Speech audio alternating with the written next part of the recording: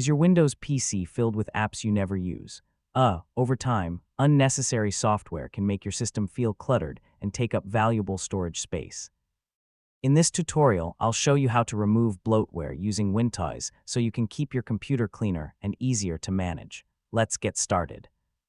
First, open Wintoys from the Start menu or your desktop shortcut.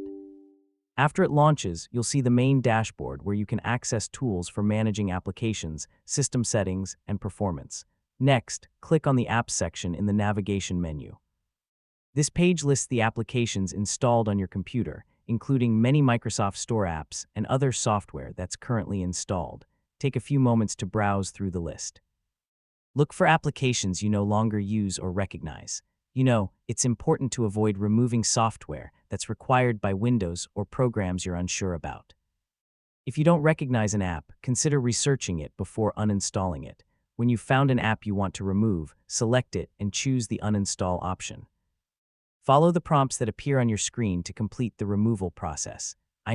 Some apps may ask for administrator permission, while certain built-in Windows components might not be removable.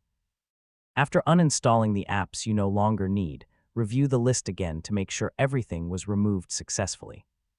If Windows recommends restarting your computer, go ahead and restart to complete the changes. Checking your installed apps every once in a while is a simple way to keep your PC organized.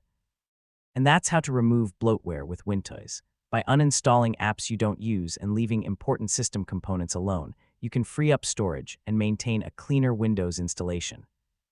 Thanks for watching, and I'll see you in the next tutorial.